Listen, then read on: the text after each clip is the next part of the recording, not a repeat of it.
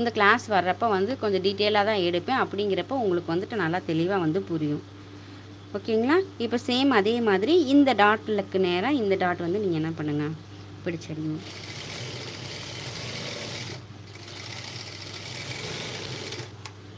ஆட்டோமேட்டிக்காக நீங்கள் ஸ்டிச் பண்ண உங்களுக்கு இந்த டாட்டோட மெஷர்மெண்ட் வந்து கரெக்டாக வந்து உட்காந்துரும். ஓகேங்களா?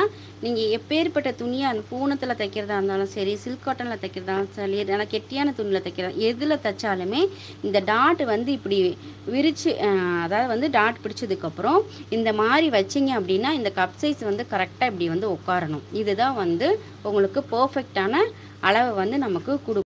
எந்த ஒரு நமக்கு வந்துட்டு பிசுறும் இல்லாமல் நீட்டாக வந்து கப் சைஸ் வந்து நமக்கு கரெக்டாக வந்து உட்காரும். இது வந்து மெயினாக நம்ம பார்க்க வேண்டிய அளவு.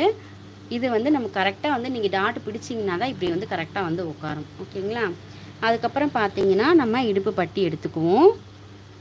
இடுப்பு பட்டியோட நீளம் எப்படி எடுக்கிறது, அதுக்கப்புறம் வந்துட்டு அதனுடைய அகலம் எப்படி எடுக்கணும் அப்படிங்கிற டீட்டெயில்ஸான வீடியோ ஷார்ட்ஸ்லேயும் போட்டிருக்கேன், வீடியோஸ்லேயும் போட்டிருக்கேன், பாருங்கள். இப்போ இதோட நீளம் அகலம் எப்படி எடுத்தோம் அப்படிங்கிறத வந்துட்டு ஒரு ஓரலாக வந்து நான் உங்களுக்கு சொல்லிடுறேன். டீட்டெயிலாக வேணுங்கிறவங்க அந்த வீடியோஸ் வந்துட்டு பாருங்கள். ஷார்ட்ஸில் வந்து ப்ளேலிஸ்ட்டில் போனீங்க அப்படின்னு சொன்னால் ஷார்ட்ஸுங்கிற வீடியோவில் டீட்டெயிலாக சொல்லியிருப்பேன். ஓகேங்களா?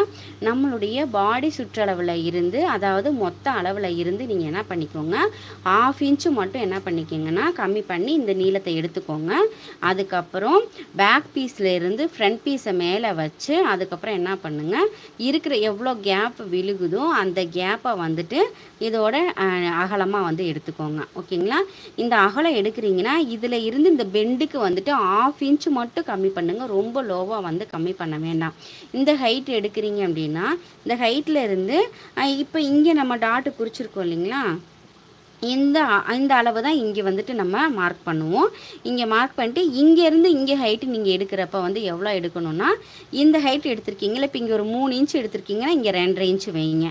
இந்த லாஸ்ட்டில் வந்துட்டு 3.5 இன்ச்சு வைங்க. சில சமயம் இது வந்து 4 இன்ச்சு வரும், 2.25 வரும். அது அவங்களுடைய பாடி ஷேப்பிங்கை பொறுத்து வந்துட்டு அது வந்து மாறும்.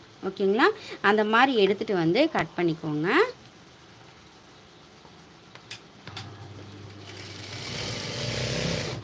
அதுக்கப்புறம் இதை வந்து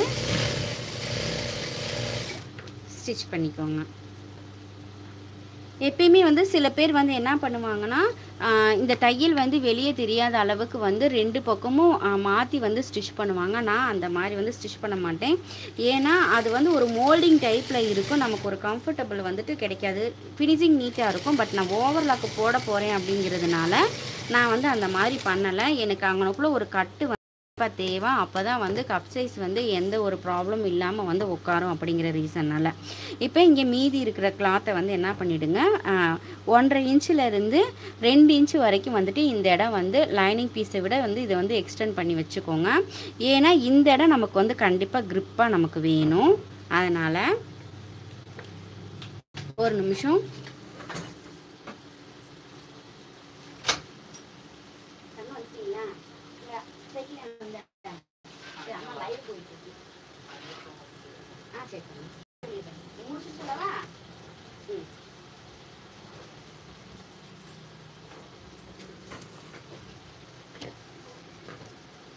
அதுக்கப்புறம் பார்த்தீங்கன்னா இந்த இதை வந்து கரெக்டாக ஒரு இன்ச் அளவுக்கு வந்துட்டு இந்த கேப் வந்து வச்சுக்கோங்க. இது வந்து முழுக்க பஸ்ஸாக இருக்குது அப்படின்னு சொன்னால் அவங்களோட இதுக்கு வந்துட்டு இந்த இது வந்து நல்ல க்ரிப்னஸ் வந்து நமக்கு நல்லா வந்து கொடுக்கும்.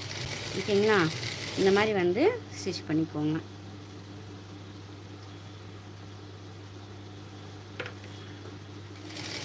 ஒல்லியாக இருக்கவங்களுக்கு ஒன்றும் பிரச்சனையே கிடையாது. பட் நமக்கு அன்ஈவனாக பாடியாக இருக்குது அப்படிங்கிறப்ப இதெல்லாம் கண்டிப்பாக வந்து நம்ம கவனிக்கணும். கவனித்து வந்து ரொம்ப நீட்டாக யாருக்கு எந்த மாதிரி தைக்கணும் அப்படிங்கிறத வந்து தெரிஞ்சு வந்து ஸ்டிச் பண்ணி கொடுங்க. அப்போ நீங்கள் தான் வந்து என்ன பண்ணணும், அங்கே வந்து நீங்கள் தான் வந்து கிங்க. அங்கே தான் என்ன பண்ணுவாங்க அப்படின்னா வேறு பக்கம் தைக்க கொடுக்க மாட்டாங்க. அவங்களுடைய பாடி ஷேப்புக்கு மாதிரி நீங்கள் ஸ்டிச் பண்ணி கொடுத்தீங்க அப்படின்னா நீங்கள் வந்து ரெகுலராக வந்து உங்களுக்கு மெட்டீரியல் வந்து வரும்.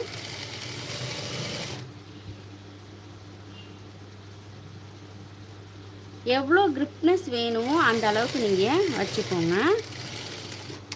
ரொம்ப வந்து